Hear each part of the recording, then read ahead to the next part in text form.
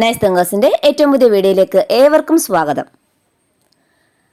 1-2 ക്ലാസ്സുകളിലെ ഉദ്ഗ്രഥിതം പരീക്ഷയുമായി ബന്ധപ്പെട്ട് പല രക്ഷിതാക്കൾക്കും ചില സംശയങ്ങളുണ്ട്. എന്താണ് ഉദ്ഗ്രഥിതം? രക്ഷിതാക്കളുടെ സംശയ നിവാരണത്തിന് സഹായകമാകുന്ന ഒരു വീഡിയോ ആണ് ഇന്ന് ഞാൻ ചെയ്യുന്നത്. അപ്പോൾ കാര്യത്തിലേക്ക് കടക്കാം. എന്താണ് ഉദ്ഗ്രഥിതം? 1-2 ക്ലാസ്സിലെ കുട്ടികൾ തൻ്റെ ചുറ്റുപാടുകളെ കാണുന്നത് സമഗ്രമായാണ്. ഭാഷയും ഗണിതവും പരിസര പഠനവും കലയും ആരോഗ്യവും കായിക പ്രവൃത്തി പരിചയ മേഖലകളും സമന്വയിച്ചാണ് കുട്ടിയുടെ മനസ്സിൽ ചെറിയ ചിന്തകൾ നടക്കുന്നത്. അവർക്ക് ഒരിക്കലും വിഷയം തിരിച്ച് അല്ല ക്ലാസ്സുകൾ എടുക്കുന്നത്. അവർക്ക് ഒറ്റ ടെക്സ്റ്റാണുള്ളത്, അല്ലേ?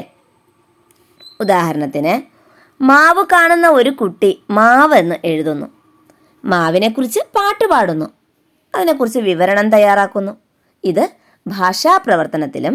ഇനി മാവിലെ മാങ്ങയുടെ എണ്ണം, ആകൃതി, കൂട്ടങ്ങൾ ഇവ കാണുന്നത് ഗണിത രൂപത്തിലും. പിന്നെയോ മാവ് കൊണ്ടുള്ള പ്രയോജനം, ഇലകൾ, രുചി, പലതരം മാമ്പഴങ്ങൾ എന്നിവ പരിസരം പഠിക്കുന്ന കുട്ടി മനസ്സിലാക്കുന്നു. മാങ്ങ ചിത്രരചന, നിറം നൽകൽ തുടങ്ങിയ കലാപരമായ പ്രവർത്തനങ്ങൾ നടക്കുന്നു. ഇത് കുട്ടിയുടെ ബുദ്ധിവികാസത്തിന് ഗുണകരമായ അനുഭവങ്ങൾ ഉദ്ഗ്രഥിതമായി തന്നെയാണ് നടത്തുന്നത്. ഈ ഘട്ടത്തിൽ ഒരുക്കേണ്ടതായതിനാൽ ഉദ്ഗ്രഥിതം 1-ാം ദിവസം, 2-ാം ദിവസം, 3-ാം ദിവസം എന്നിങ്ങനെയാണ് പരീക്ഷയും ക്രമീകരിച്ചിട്ടുള്ളത്.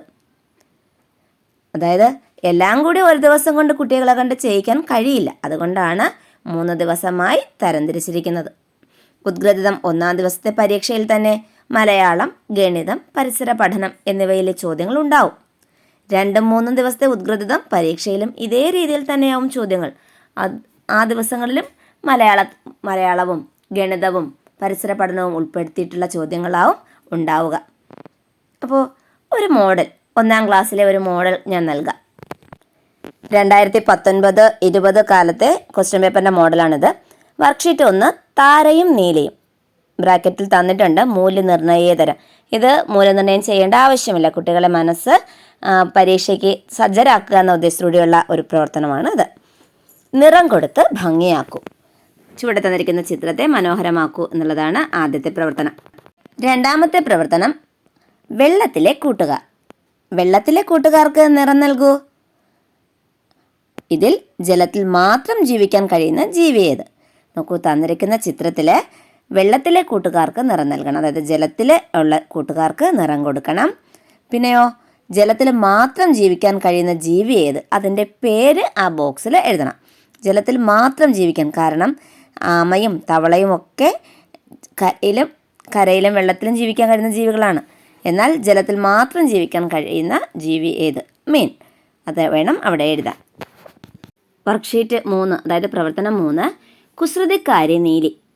ഓരോ വാക്യവും വായിച്ച് യോജിച്ച കഥാചിത്രത്തിലേക്ക് വരയ്ക്കൂ. ചിത്രം തന്നിരിക്കുന്നുണ്ടല്ലോ. ചിത്രം ശ്രദ്ധയോടെ നോക്കിയിട്ട് തന്നിരിക്കുന്ന വാക്യത്തിലേക്ക് വരച്ചു ചേർക്കാനാണ്. നീലി വെള്ളത്തിൽ വീണു. ആമ നീന്തി വന്നു. ആമ നീലിയെ പുറത്തു കയറ്റി. താരയും നീലിയും കുളക്കരയിൽ കളിച്ചു. ഇത് വരച്ചു ചേർക്കണം. അതിനുശേഷം ഈ കഥയ്ക്ക് ഒരു പേര് നൽകൂ. കുട്ടികളുടെ ഭാവനയ്ക്കനുസരിച്ചുള്ള പേര് കൊടുക്കാൻ പറ്റും. നമ്മളിവിടെ ക്വസ്റ്റ്യൻ മാത്രമേ പരിചയപ്പെടുന്നുള്ളൂ. കുട്ടികൾക്ക് പറഞ്ഞു കൊടുക്കാനായിട്ട് അധ്യാപകരുടെ കയ്യിൽ നിർദ്ദേശം ഉണ്ടാവും. ഇതിന് നല്ലൊരു കഥയും ഇതുമായി ബന്ധപ്പെട്ട കാര്യങ്ങളൊക്കെ ഉണ്ടാവും. അത് ക്ലാസ്സിലെ അധ്യാപകർ വേണ്ട സമയത്ത് അവർക്ക് നിർദ്ദേശങ്ങൾ നൽകും. ഈ കഥകളൊക്കെ അവർക്ക് പറഞ്ഞു കൊടുക്കും. അല്ലാതെ വെറുതെ ചിത്രം കണ്ടിട്ട് ഈ 4 സെൻറ്റൻസ് തന്നിട്ട് കഥയ്ക്ക് പേര് കൊടുക്കൂ എന്നുള്ളതല്ല. അവിടെ നിൽക്കുന്ന ടീച്ചറിൻ്റെ കയ്യിൽ നിർദ്ദേശങ്ങളുണ്ടാവും, ഒരു കഥയുണ്ടാകും. ആ കഥ കുട്ടികൾക്ക് പറഞ്ഞു കൊടുക്കും. അതിനുശേഷമാണ് കുട്ടികൾ ഓരോ പ്രവർത്തനവും ചെയ്യുന്നത്. കുട്ടികൾക്ക് ചെയ്യാൻ പറ്റുന്ന അധ്യാപകർ പറഞ്ഞു കൊടുക്കുന്ന കാര്യങ്ങൾ കുട്ടികൾ എഴുതുന്നതാണ് ഈ പേപ്പറിൽ.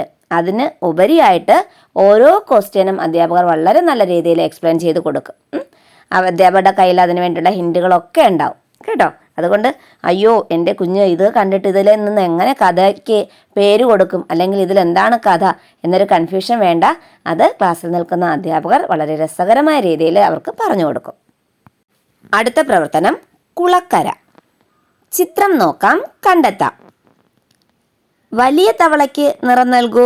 ചിത്രത്തിൽ തന്നിരിക്കുന്നതിൽ വലിയ തവളയ്ക്ക് നിറം നൽകൂ. 2.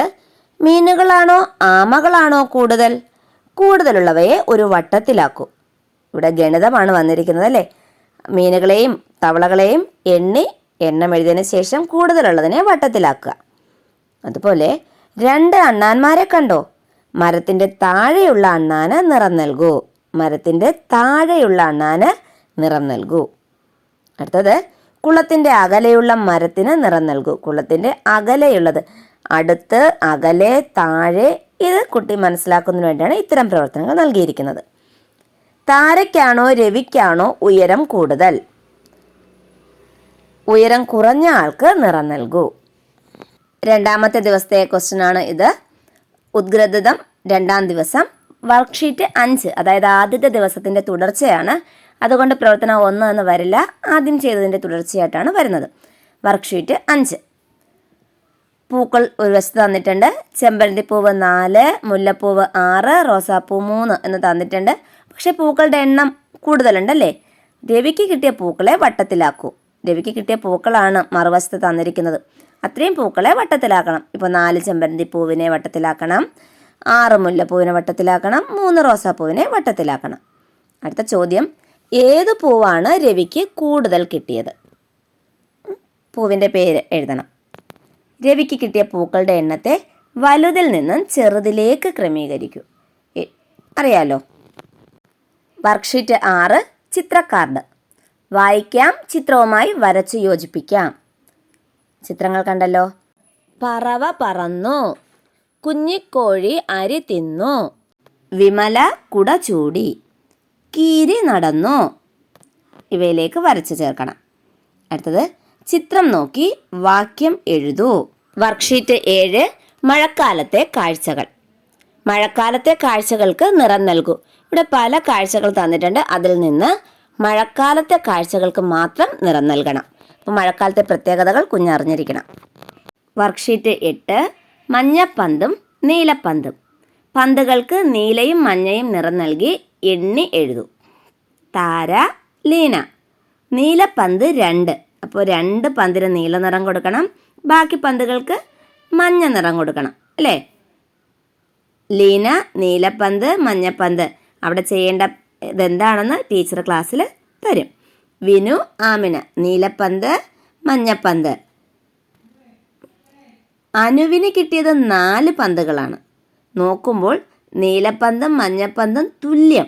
ചിത്രം വരയ്ക്കാമോ? അനുവിന് കിട്ടിയത് 4 പന്തുകളാണ്. നോക്കുമ്പോൾ നീലപ്പന്തും മഞ്ഞപ്പന്തും തുല്യം. ചിത്രം വരയ്ക്കാമോ? അടുത്ത 3ാമത്തെ ദിവസത്തെ പ്രവർത്തനമാണ്. വർക്ക്ഷീറ്റ് 9, വീട്ടുജോലികൾ. വീട്ടുജോലികൾക്ക് നിറം നൽകൂ. വീട് വയ്ക്കുന്നതല്ല, വീട്ടുജോലികൾക്ക് നിറം നൽകൂ. വർക്ക്ഷീറ്റ് 10, വളയിട്ട താര. വായിക്കാം. സമ്മാനം തന്നു, പലതരം വളകൾ, പച്ചവള, നീലവള, വള പല നിറം, വള പലതരം, താര വളയിട്ടു. ഇതുമായി ബന്ധപ്പെട്ട ഉത്തരം കണ്ടെത്തി എഴുതൂ. അച്ഛൻ നൽകിയ സമ്മാനം എന്ത്? അവിടെ ഉത്തരം എഴുതണം. വളകളുടെ നിറം ഏതൊക്കെ? തന്നിരിക്കുന്നതിൽ വളകളുടെ നിറം ഏതൊക്കെ? ചിത്രം നോക്കി വാക്യം എഴുതൂ. താര വളയിട്ടു അല്ലേ. അതെല്ലാം ക്വസ്റ്റ്യനിൽ തന്നെ ഉണ്ടാവും. അവർക്ക് എഴുതിയാൽ മാത്രം മതി. അതിനൊക്കെ ചെറിയ സൂചനകളൊക്കെ അധ്യാപകർ നൽകും. 11ാമത്തെ വർക്ക്ഷീറ്റ്, താരയുടെ ചിത്രം. ചിത്രത്തിൻ്റെ നമ്പർ നോക്കി പേരെഴുതൂ. 1, 2, 3, 4, 5. ചിത്രങ്ങൾക്ക് നമ്പറുകൾ ഇട്ടിട്ടുണ്ട്. ആ ചിത്രം നോക്കി അത് ഏതൊക്കെയാണെന്ന് എഴുതുക. അവസാനത്തെ പ്രവർത്തനം വർക്ക്ഷീറ്റ് 12, ദോശയും പഴവും. എണ്ണി എഴുതൂ. ദോശയും പഴവും തന്നിട്ടുണ്ട്. അച്ഛനും അമ്മയും എത്ര വീതം എടുത്തു എന്നുള്ളത് എണ്ണി എഴുതണം. അച്ഛൻ, അമ്മ, താര, രവി ഇവർ ഓരോരുത്തരും എടുത്ത ദോശയുടെ എണ്ണം എഴുതണം. വാഴപ്പഴത്തിൻ്റെ എണ്ണം എഴുതണം. അതുപോലെ തുല്യ എണ്ണം ദോശ ലഭിച്ചത് ആർക്കൊക്കെയോ തുല്യ എണ്ണം ദോശ ലഭിച്ചിട്ടുണ്ട്, അത് ആർക്കൊക്കെ എന്ന് എഴുതുക. പ്രിയപ്പെട്ട രക്ഷിതാക്കളെ, ഇന്നത്തെ വീഡിയോ നിങ്ങൾക്ക് ഉപകാരപ്രദമായി കാണുമെന്ന് പ്രതീക്ഷിക്കുന്നു. ഉപകാരപ്രദമായെങ്കിൽ ലൈക്ക് ചെയ്യാനും കമൻറ്റ് ചെയ്യാനും മറക്കരുത്. നിങ്ങളുടെ വിലയേറിയ നിർദ്ദേശങ്ങളും അഭിപ്രായങ്ങളുമാണ് പുതിയ വീഡിയോ ചെയ്യാൻ എനിക്ക് പ്രചോദനമാകുന്നത്. അപ്പോൾ മറ്റൊരു വീഡിയോയുമായി വീണ്ടും കാണുന്നവരെ ബൈ ബൈ.